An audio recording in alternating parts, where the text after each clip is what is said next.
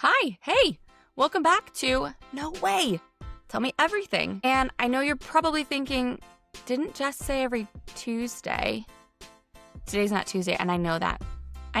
But the pressure cooker, that is my yap trap at this moment, said, we gotta let some pressure off. Let's do a mini episode. So I'm gonna talk about a mini episode. Maybe I'll do these when I have time. Maybe it'll be every Thursday. Let's see. Where I'm going to talk about some themes from the week that are coming up for the collective, some things maybe I've noticed, some lessons, and maybe they'll be helpful to somebody else. So let's get started on that. This week on Tuesday or Monday, God knows what day it is anymore, Mercury ended its retrograde, which is great. I thought I would feel it more, or maybe I should say I hoped I would feel it more, but I'm still feeling the super intense energy. But again, we have a lot of planets kind of retrograding. And if you don't follow astrology, or maybe you do, but you don't pay so much attention to what's going on in the future coming up, I have some good news and bad news. The planets will kind of start to slowly chill out and go direct again. However, we are getting into eclipse season. If you don't know what eclipse season is, it's a super introspective time. Eclipse seasons can be really heavy. And as a person who works with the energy of the universe, I can tell you that if you follow what eclipse season is asking you to do and you flow with the energy, it will feel much easier. And I use easier very flippantly here because it's not going to be easy. But the people who fight doing the inner work that's asked of you during eclipse season are going to feel a lot of tension and friction and like your head is butting up against a wall. So if you don't want to feel that, if you feel this kind of tug to re-examine relationships in your life, or re-examine your relationship to yourself, or to how you feel about your work, or whatever you're being called to do there, do it. Just do it. Have a thought about it, think about it, mull it over in the car, whatever works for you. For me, I need to deeply feel things. Cancer moon in me, I guess. So I'll probably cry a lot. I mean, that's what happened. But that's also why I do the Path of Persephone during this time, because it's introspective and it's great. So the rest of the planets are still retrograding. I've spoken to the fellow witches that I know, and everybody is feeling this roller coaster, heaviness, exhaustion. I mean, we just had the full moon, so a lot of us haven't been sleeping very well. That happens every single full moon without, exception. But the one thing that we all have in common is crazy ass vivid dreams. I am a dreamer. I daydream. I dream. Like, I love dreaming. But my dreams are reflected in that. Like, I dream a lot and I remember a lot of my dreams. If you don't write down your dreams, I recommend you try it. I've had a lot of prophetic things happen. I've had a lot of really good messages come through from my subconscious and from my guides that I need to kind of integrate. But the important thing is you got to write it down, because I do this stupid thing where I'll like wake up at 2 and I don't want to look at my phone screen since I have trouble going back to bed. And I'll just repeat whatever I dreamed of or whatever like 5 times, and I gaslight myself into thinking that I'm going to remember that in the morning. And without fail, I do not. I remember that something really pivotal happened, but I don't remember what it was. And that is a freaking pain in the ass. So make sure, just wake up and write it down if it felt really important to you. If it didn't feel important to you, go back to bed. But if it felt pivotal, do that. And so I've been having these really crazy, vivid dreams. If you have been feeling the energy in the dreams, shoot me a DM, jess.solstice, SOULSTICE, on the gram, or TT, TikTok. I don't know if that's what the kids call it, but I'm going to call it TT. And let me know. It's been insane. I mean, the night before I launched the podcast, I had the most vivid, realistic dream that I was having a party at my house with everybody I knew, and the aurora borealis came out, the northern lights, which, if you don't know me, that is my special interest. I love the northern lights so much. Like, I literally miss it. I have an app on my phone that during the winter months, I check all of the aurora cameras so I can see them from afar, because we don't get them where I live. Anyway, so I had everybody over, and they actually came out where I live, and I was so excited. I was running around turning off every single light so we could see them clearly, and no one cared. And I was so excited. I was telling everybody, like, oh my God, you can see them. Look how beautiful they are. They're so magical. And how can you not believe in magic when you see these? And the earth is so beautiful. And no one cared. Everyone just kept talking. And I had this feeling of like, why does no one care about my thing that I love so much, which was very, come on, that was super obvious what that was about. And then I looked down at my legs at one point after I kind of processed that whole nobody likes this thing. And there was these huge mounds of like crusty scabs all over my bare legs. And I had this very visceral feeling of like, oh no, everyone's going to see all of these wounds on my legs, all these scabs. I need to get pants. I should have worn pants. And I woke up and I'm very versed in dream interpretation because, like I said, I've been dreaming vividly my whole life. So that's something that I've worked a lot with. But like clearly my subconscious was still processing a lot of vulnerability around releasing this podcast. I'm really proud of myself, actually, for all the work I've been doing lately. But the podcast especially, because I've come to realize that there was a part of me that always wanted to do something like this. I thought of being a radio show host when I was younger. I had forgotten about that. So yeah, there was a part of me that always really wanted to do this. But I was always really scared of no one liking what I'm saying or liking what I'm doing or seeing all my vulnerabilities out on display, because there's a very large part of me that feels like I'm meant to share the vulnerabilities and the hard things that I've gone through and the lessons I've learned because I'm here to help other people. But it is very vulnerable to put everything out there. So I'm very proud that I put the podcast out, and I want to thank everybody who listened. I think last time I checked, there was like 32 streams, which is, I'm so happy about that. That's amazing. I would have been happy with like 2 or 3. So thank you to everybody who listened, who watched YouTube, who shared it. Thank you. Special name shout out to Christy and my friend Amanda.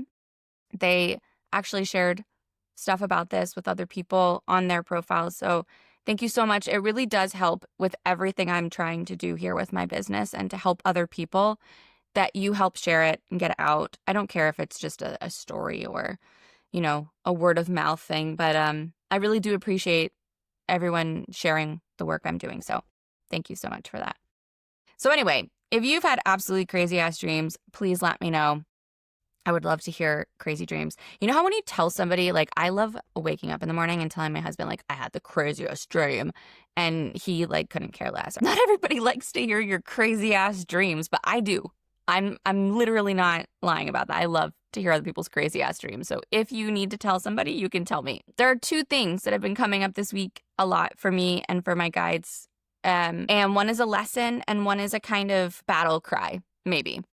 So let's start with the lesson. I talk a lot about asking your guides for a sign if you're, wanting to get some sort of confirmation and stuff like that. I had a very clear lesson come out of that this week in asking for a sign. And I wanted to share it with you because I think it's a very pivotal thing to understand.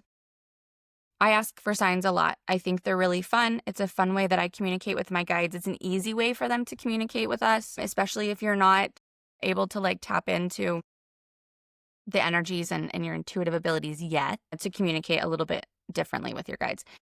The danger is that a lot of times signs can be a mirror for what's going on inside of us. And I wouldn't say it's a danger, actually, but it's just something to be aware of because we can get information from that. And let me tell you what I'm talking about. I'm working on a brand new program, a group program that I'm really excited about. I've co-created this with my guides. It comes from my own journey and how I've gotten to where I am today, living this really bold, empowered life, going after my dreams and loving it and building it the way I want to build it. And I've worked a lot with my guides on this. And I did so much work on it last week and basically was really almost about to launch it. And I asked my guides for a sign that it was going to be successful. And I asked for a very specific sign. And I'll tell you what it is now because I've gotten the lesson from this. But I asked to see a green fish, which is, you might be saying like, oh, green fish, like you could see that anywhere. I actually thought about like, what do I really not see very often, but wouldn't be insane? So I asked for a green fish. That day, I went to a music and food truck festival with my family. We sat down on the hill. I look over to my right, and there was a food truck for fish and chips with a fish on it. Now, the fish is what I would describe as blue-green. It was one of those ambiguous, is it blue, is it green things. And that's exactly how I took it. I looked at it, and my initial thought was green fish. And then I was like, or is it blue? I don't know. And then I asked my daughter, hey, what color is that fish? She's like, oh, it's blue. I was like, shit. And I asked my husband, what color is that fish? He says, green. Shit. And I was like, oh, okay, guides, I need a greenier, fishier fish. So, as we often do, if you ask for signs, you go, I need a signier sign. I did that. And I didn't get the sign. And I started to doubt everything I was doing. And I started to say, okay, I love this program. I believe in this work that I want to do with other people so incredibly much. I know how much it's going to change their life. I don't think it's going to be a success. This is what I'm seeing. And very quickly, a very important lesson came through, which was, if you believed that this was going to be a success, you would not have asked for a sign. If you believed this was going to be a success, you would have seen a green fish. What they said to me is, this was a glass half full, glass half empty example for you. We needed to point out to you that there's something in this program that you don't want, that you don't like, that isn't sitting well with you, and you're not realizing it. So you asked for a sign to reassure you that everything was going to be okay, even though you instinctively knew something wasn't quite right. And we gave you the sign. We gave you a sign. And your subconscious, if you truly believed in this and you didn't have any doubts within yourself, would have seen that green fish, but you didn't. You again doubted.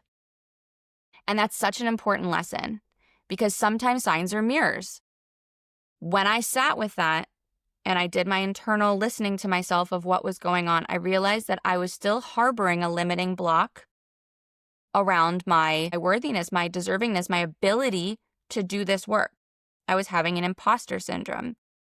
This is the program I put myself through, basically, with the help of my guides. I know how valuable this work is, but still, I was building a program, not building it in the way that I talk about things, not building it in my colors of what is me, because I thought I had to fit into this more like spiritual personal growth look and feel. I started doubting that anybody would want me as a teacher if I put myself out there. And it's that vulnerability again, right? And also I found out that there's some ancestral trauma, some epigenetic stuff that I'm holding on to from like 12 generations back. So I was never going to get the sign of a greenier, fishier fish. I might get it later when I'm there, but I'm not going to get it now because my guides needed to teach me a lesson. So I hope that you can also learn something from this. When you're asking for a sign for confirmation, ask yourself, do I want this sign just because it's going to help me in some way because I really don't know? Or am I asking for this sign because I know, but I need somebody externally to tell me if I should do it or not? Or is it a self-fulfilling prophecy? Are you asking for a sign because you want a certain outcome? You want to self-sabotage. You want to say, I never got this sign. I know it's not going to be a success. I'm just going to stop and not put this out there, and then I can't fail. So I hope you learned from that. So anyway, battle cry time. Okay, so yeah, I'm working on this program, and it is all about getting your spark back. I mean, it's about glowing the F up. I have a new working title that I woke up with this morning. Thanks, guides. Shout out to you for helping me with that one. It's something I thought of last night after doing some creative brainstorming, and my guides, I think, like it. So let's hope it works. But I've been working on this program, and it's all about getting your spark back. It's using subconscious reprogramming and somatic healing methods and spiritual intuition, connecting to yourself, your guides, your higher self, all this stuff. And it's what has worked really a lot for me. And I firmly believe that we are in some way, shape, or form, I don't know the mechanics of it, the center of our universe. Like everyone has their own version of the universe where they're the center of the universe. And that we should act with that main character energy. And I'm getting really freaking pissed and annoyed with seeing how when women go after their dreams, when women make bold moves, when women talk about how proud they are of their accomplishments or how in love they are with their life, they're told to sit down and shush. And the messaging is kind of always the same, it feels like. I've been seeing it so much lately, which is wanting your needs to be met, prioritizing yourself. That's selfish. Don't do that. Or stop bragging about your life. You're so self-centered. Please, STFU, just please. Prioritizing yourself and the way you need your needs met so that you are happy and that you are thriving is not selfish. Being in love with your life, being proud of the things you do, wanting to share them because you're so proud and because you want to inspire other people is not self-centered. So I need everyone to GTFO with that messaging to women, because it is so detrimental to anyone's happiness or thriving. I mean, if you have a knee-jerk reaction to me talking about how happy I am, how much I love my life, how I'm exhibiting main character energy, how it's my main character era, if your initial knee-jerk reaction is to be like, ugh, I hate her, she's so arrogant, look at yourself, please. And I speak from experience in this because I had to get over this part of myself too at one point. When you get upset or annoyed or immediately think someone is a bad person or self-centered or conceited or whatever words you want to use, it's a mirror for you, because there's a part of you that does not feel like that's possible for them, or has been, not possible for yourself. Or that part of you has been shuttered and suppressed by conditioning from society, from your family, I don't know, patriarchy, everybody. That's making you have a knee-jerk reaction like that. So you really have to freaking question, why do I care about this? This woman going out and romanticizing her life, this woman making bold moves, this woman putting out a podcast randomly, why does that make me not like her automatically? Why do I feel the need to not support her? Or why do I feel the need to say mean things about her? A lot of times I see it in comments from people on social media, because social media is everybody's favorite bashing ground. But question why you feel that. If this person is not hurting anybody, why do you feel the need to say anything? You can just scroll on by. If you're not having supportive thoughts for other women, you have internalized misogyny, maybe. Think about it. Figure it out. What's going on within you? Are you envious? I now look at other women doing really amazing, bold things where they're really happy with their lives. And my first thought is, oh my God, I'm so happy for her. I should be friends with her. I want to figure out what she's doing that makes her so happy. She definitely has knowledge that she can share with me. I want to know how she's doing it. Those are the thoughts that I have when I see women doing well. If you don't have supportive thoughts like that, you should question that. Because the thing is that men always write derogatory crap like, you should be a mom and go back in the kitchen. And, we all expect this stuff. And I honestly, for me personally, I couldn't give a crap. But when 90% of the time, the people making the mean comments, the self-centered, the selfish, the where are your kids comments are women. I mean, they've just so conditioned. I'm not going to get on my patriarchal soapbox here in this episode, I guess, but they've so conditioned us to tear each other down so they don't have to. We have to stop doing that. It really makes me angry. It used to make me sad, but I feel like I'm getting into my sacred rage villain era. I don't know if you know this, but complimenting people, telling them how great they're doing, that shit is free. You can do that for free. Doesn't cost anything. Actually, it'll make them feel really good. It'll make you feel really good too. Scientifically proven, it will make you feel better to support other people. Okay, let's do a card for today.